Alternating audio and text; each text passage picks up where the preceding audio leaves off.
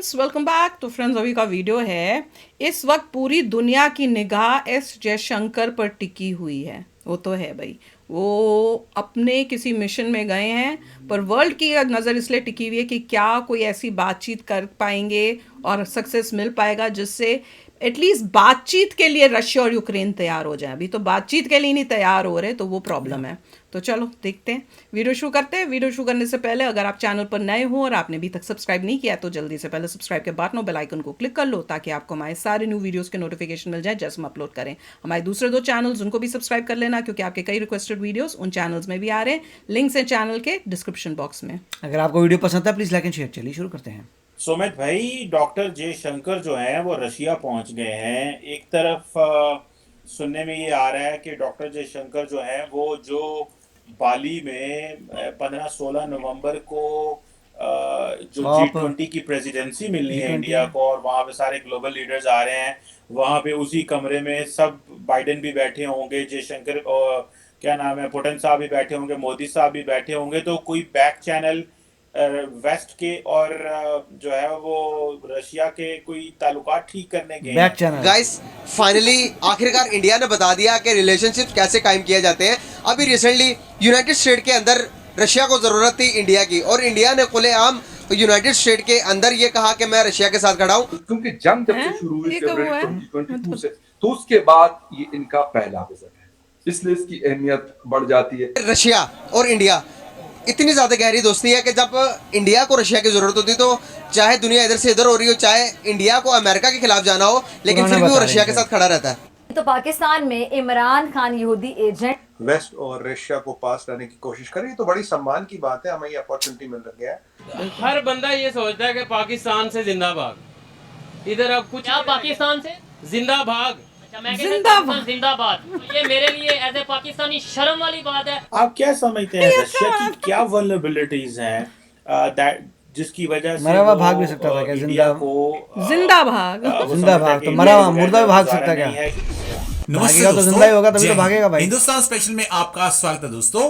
पिछले 8 महीनों से जारी रूस यूक्रेन युद्ध फोटो को बड़ी खत्म अच्छी है। कराने I में like it. भारत एक अहम भूमिका निभा सकता है। इसी उम्मीद के बीच सारी विदेश दुनिया मंत्री इससे प्यार एस मोहब्बत से रह ले जयशंकर तो क्या सोमवार जाएगा को यार। अपनी 2 दिवसीय यात्रा पर रूस पहुंचे। फुटेज अच्छा भारत के विदेश मंत्री रूस के विदेश मंत्री सर्जेई लावरोव और उप प्रधानमंत्री एवं व्यापार और उद्योग मंत्री डेनिस मोंटोरोव के साथ बातचीत करेंगे। जयशंकर के मॉस्को दौरे पर पूरी दुनिया की निगाहें टिकी हुई हैं। विदेश मंत्री के दौरे के दौरान दोनों पक्षों के बीच बातचीत में द्विपक्षीय एक ही दुखी मुद्दों हैं। को उठाने और विभिन्न क्षेत्रीय और अंतर्राष्ट्रीय माइक नहीं विकास मिले पर तोड़ने के लिए। विचारों का आदान प्रदान होगा। जयशंकर की यह रूस की यात्रा रूस के राष्ट्रपति व्लादिमीर पुतिन की भारत की तारीफ के बाद हो रही है। अब पाकिस्तानी मीडिया भारत के विदेश मंत्री की रूस यात्रा पर तरह तरह के अनुमान लगा रहा है और ये चर्चा कर रहा है कि भारत इस युद्ध को रुकवाने में अहम भूमिका निभा सकता है। सुमित भाई, डॉक्टर जयशंकर जो हैं वो रशिया पहुंच गए हैं। एक तरफ सुनने में ये आ रहा है कि डॉक्टर जयशंकर जो हैं वो जो बाली में 15-16 नवंबर को जो G20 की प्रेसिडेंसी मिलनी है इंडिया को, और वहाँ पे सारे ग्लोबल लीडर्स आ रहे हैं। वहाँ पे उसी कमरे में सब, बाइडेन भी बैठे होंगे, जयशंकर और क्या नाम है, पुतिन साहब भी बैठे होंगे, मोदी साहब भी बैठे होंगे। तो कोई बैक चैनल वेस्ट के और जो है वो रशिया के कोई ताल्लुकात ठीक करने गए हैं। ये जो विजिट है, इसमें काफी सारे डायमेंशन है चीमा साहब। और आज खाली यही नहीं, और मैंने भी अच्छा ये नहीं बोला, इसमें काफी सारे बैक चैनल्स हैं। नेगोशिएट वगैरह, बैक चैनल टॉक्स वगैरह कर रहे हैं। वेस्ट और रशिया को पास लाने की कोशिश करें, तो बड़ी सम्मान की बात है। हमें ये अपॉर्चुनिटी मिल रही है। और भी बहुत कुछ दुनिया करने की गए पतन बेटा पे जी। इतने तुम्हें क्या बड़ा पता? स्ट्रक्चर हो गया, वेस्ट और ईस्ट को साथ ला रहे हैं, उनके बीच ब्रिज बन रहे हैं। It's a good news for humanity and the peace of the world as such, and it's a feather in the cap for this elevated stature of India. तो पहले तो ये बात है, और and it's acknowledged by a person like Dr. Kamar Chima is awesome. तो चलिए अब स्पेसिफिक कर दिया मैंने, क्या smile आ रही है खुशी से। पहली चीजें देखिए, हद हो गई। एक इंडिया और रशिया के बीच में हमेशा बायलैटरल होता है। लास्ट टाइम इसी टाइम के आसपास ये बायलैटरल हुआ था। पुतिन साहब 66 घंटे के लिए दिल्ली आए थे, काफी सारे कॉन्ट्रैक्ट साइन करके, काफी सारी डील हो गए, वो निकल गई। ठीक है, अब इस साल as per schedule Modi ji has to travel to Moscow for the bilateral, पर अभी इसका कोई आया नहीं कि पिछले bilateral महीने होगा, नहीं नेक्स्ट होगा, कब महीने होगा, बोल कैसे होगा। शायद आया एक ये भी जाने का संभावना डॉक्टर जयशंकर साहब ने, और आप जानते हैं डॉक्टर जयशंकर साहब अकेले तो जाते नहीं, पूरा डेलीगेशन जाता होता है। है। तो क्या एक बेस बनाया जाएगा for bilateral of president Putin and prime minister Modi? तो अब मॉस्को में हो, यहाँ हो, कहीं हो, वो अलग बात है। मोस्ट प्रोबब्ली मॉस्को में ही होगा अगर होगा, पर ये अभी उसकी कोई ऑप्शन सोचो कोई और सोच सकता है मॉस्को जाने का ऐसी टाइम में? लास्ट बायलैटरल हमारे इंडिया के प्राइम मिनिस्टर हो सकते पहले हैं बायलैटरल में साथ relationships. last bilateral the things which were agreed and the cooperation was given was on 21 items. Before that it was limited to 7-8 items. तो अब की बात जो नई जियोपॉलिटिकल सिचुएशन बनी, इसमें जो बायलैटरल होगा ये किस लेवल पे जाएगा, कहाँ जाएगा, ये देखने की बात है। दूसरी बात, एशिया, इंडिया और रशिया के बीच काफी चीजें, कारोबार, वेपन, ट्रेड वेड, ये सब चलता रहता, उस पर बातचीत होगी, उस पर बिजनेस एज यूजुअल बात होगी। तीसरी बात जो डेवलपमेंट आई है वो ये है कि अभी इंडिया को G20 की प्रेसिडेंसी मिल रही है। अब G20 की प्रेसिडेंसी में इंडिया क्या क्या करेगा, इस जो चीज है G20 को, इसको कहाँ ले जाएगा, कौन से नए बेंचमार्क सेट करेगा, उसमें रशिया की कहाँ मदद चाहिए होगी, व्हाट डज अपनी तारीफ में कितनी खुशी थी, रशिया एक्सपेक्ट इन रिटर्न, ये भी एक बात होगी। चौथी बात चीमा साहब, पीछे जब ये कवायद चलाई गई वेस्ट के द्वारा कि भाई टैक्टिकल बॉम्ब, छोटा बॉम्ब, ये बॉम्ब, वो बॉम्ब, तो इसमें कहीं ना कहीं आपको याद होगा तभी राजनाथ सिंह जी ने अपने काउंटर पार्ट को फोन किया था, भाई देखो ये बात ठीक नहीं है न्यूक्लियर वाली। और इंडिया ने भी एक स्टैंड लिया पहली बार कि भाई कहीं जब सिविलियन कैजुअलिटीज यहाँ से या वहां से, we are not supporting that in any whatsoever.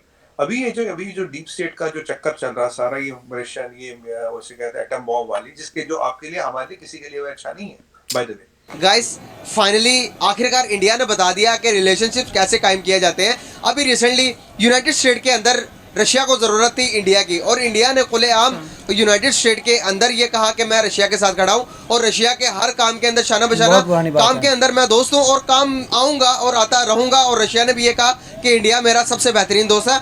Relations बनाने हो तो गाइस इंडिया से सीखे, अगर रिलेशन कैसे बिल्ड करने हैं तो वो भी इंडिया से सीखे। एक बात मैं करना चाहूँगा आपसे यहाँ पर कि रशिया और इंडिया इतनी ज़्यादा गहरी दोस्ती है कि जब इंडिया को रशिया की ज़रूरत होती तो चाहे दुनिया इधर से इधर हो रही हो, चाहे इंडिया को अमेरिका के खिलाफ जाना हो, लेकिन फिर भी वो रशिया के साथ खड़ा रहता है। बिल्कुल। अगर रशिया की बात करें तो रशिया भी हर एक कंट्री को पीछे करके इंडिया का साथ देता है। अभी रिसेंटली रशिया ने इंडिया से हेल्प मांगी यूनाइटेड स्टेट के अंदर, इंडिया ने रशिया को, यूनाइटेड स्टेट को पीछे करके कहा कि भाई मैं तुम्हारे साथ खड़ा हूँ, मैं हर हालात में तुम्हारे साथ खड़ा हूँ। ये बात करने का मेरे पर्पस ये है, क्या पाकिस्तान के साथ कोई ऐसी कंट्री है सिवाय चाइना के कि जो कि हमारे बैकएंड पर हमारे साथ दे। अगर इंडिया की बात करें, इंडिया खाली रशिया के साथ उनके ताल्लुकात अच्छे नहीं है, उनके ताल्लुकात अगर मैं बात करूँ जापान के साथ बहुत अच्छे हैं, उनके ताल्लुकात अगर मैं के साथ बहुत अच्छे हैं, मिडिल ईस्ट के साथ कुवैत, कतर वगैरह मिडिल ईस्ट के अंदर बहुत अच्छे ताल्लुकात हैं। इनके वीज़े आज तक बंद नहीं हुए। आप पाकिस्तानियों को देख लें कि मिडिल ईस्ट में वीज़ा अवेलेबल नहीं है। आप इंडिया को देख लें, उनकी चेन वर्क है वहाँ पर, पूरा बिजनेस उनका वहाँ पर। लेकिन ये है कि पाकिस्तान की फॉरेन पॉलिसी इस टाइम बहुत यानी अफेक्टेड है। तो हम पे एक लेबल लगा दिया गया टेररिस्ट का। एक्चुअली हम लोग है नहीं, हम लोग के पासपोर्ट यूटिलाइज किए जा रहे हैं। अफगानिस्तानी और लोग हमारे पासपोर्ट यूज़ करते हैं। एक्चुअली पाकिस्तानी ऐसे है नहीं, लेकिन हमारा एक इमेज क्रिएट कर दिया गया, ऐसा बिल्डअप कर दिया गया। But Pakistani is a very peaceful country. लेकिन एक टाइम आएगा कि हमारी फॉरेन पॉलिसी अच्छी हो जाएगी। जो फॉरेन पॉलिसी पे बिल्कुल भी तवज्जो नहीं दी जा रही, इसी वजह से हम लोग पीछे हैं, और कोई इसमें वजह नहीं है। बाकी हर ममालिक के आपस में जो है ना होते हैं मामलात होते हैं, हमारे भी मामलात हैं कई मुल्कों के साथ। लेकिन क्या है, इंडिया क्योंकि हर तरफ से मीडिया के लिहाज से, हर लिहाज से बहुत ज़्यादा एक्टिव है, और हम लोग इंटरनली मुसीबतों में फंसे हुए हैं। इंशाल्लाह हमारे मसले मसाइल भी ठीक हो जाएंगे। नहीं होगा यार, ये तो महान थे, इन्होंने यही बोला है ना, बताना मैंने ठीक सुना था ना, पाकिस्तानियों, क्या पाकिस्तानी इज बड़ी पीसफुल कंट्री है। अरे इनको यही नहीं पता कंट्री क्या होती है और पाकिस्तानी क्या होता है। निकल गया ऐसी बातें। देखिए अभी ये मेन पॉइंट ये था, डॉक्टर जयशंकर जा रहे हैं, वो जा रहे हैं टॉक्स कराने के लिए कि किसी तरीके से पीस आए। यहाँ पे इनके एजेंडे पूरे इधर उधर चले गए हैं, मगर मेन पॉइंट तो यही था। और ये टफ काम है क्योंकि दोनों में जो इतनी वॉर हो गई है, बहुत डिस्ट्रक्शन हुई है, और सबकी इज्जत का सवाल है, दोनों कंट्री की इज्जत का सवाल है भैया। अगर तो शुरुआत होती है तब लोग बोलते थे रुक जाओ, तो बहुत लेट भी हो मगर अगर मान लीजिए दो लोगों में, नॉर्मल देखिए लाइफ में, दो लोगों में बहुत घमासान युद्ध हो चुका है और एक बंदे का बहुत लॉस हो चुका है, फिर वो क्या करेगा? कॉम्प्रोमाइज बोलेगा इतना लॉस तुमने कर दिया, तुम तो मेरे पास बचा ही नहीं कुछ, तो अब जब बचा ही नहीं तो मैं तुम्हें क्यों करूँ? लोग उसकी कंट्री में मर गए, यूक्रेन की कंट्री में लोग मर गए, उसका ग्रिड, इलेक्ट्रिसिटी ग्रिड कई खत्म प्लेसेस हो गया। लेके ये अपने अंदर कंट्रोल भी कर लिया उन्होंने उन्होंने लाके। मतलब जो भी है उनके हिसाब से उन्होंने मास ग्रेव्स देखी हैं, उन्होंने टॉर्चर चेम्बर देखे हैं, उन्होंने मतलब क्राइम्स पूरी अगेंस्ट कंट्री ह्यूमैनिटी हुई डिस्ट्रॉय है। हो गई है, उनके पूरा बहुत देश सारे डिस्ट्रॉय। उनके सोल्जर्स पकड़े गए हैं जिन्होंने बताया कि हम ये करने वाले थे। तो मेरे ख्याल से इसके बाद जो है it is difficult but it should happen. कहीं ना कहीं कोई कॉम्प्रोमाइज़ तो होना चाहिए, करना भी अब देखना पड़ेगा eventually। कैसे होता है। वो तो यूक्रेन वाले कह रहे हैं कि हमारी लैंड खाली करो, उसके बाद ही बात करेंगे। वो देखो तो वी विल सी क्या होता है। हो सकता है रशिया बोले ओके, मगर अगर वो पीछे जाता है तो लोग बोलेंगे हार गया। तो इट्स वेरी कॉम्प्लिकेटेड सिचुएशन, बहुत कॉम्प्लिकेटेड। देखते हैं क्या होता है। पॉजिटिव तो रहना पड़ेगा क्योंकि वॉर तो किसी के लिए भी अच्छी नहीं है। तो चलो फ्रेंड्स, चलते हैं, मिलेंगे नेक्स्ट वीडियो में बहुत ही जल्द। Till then take care and bye bye. तो अगर आप मेरे इस चैनल पे नए हो तो जल्दी से सब्सक्राइब के बटन को हिट करो और बेल आइकन को क्लिक करो ताकि आपको मेरा जब नया वीडियो मैं लगाऊं आपको उसके बारे में जल्दी से पता चल जाए।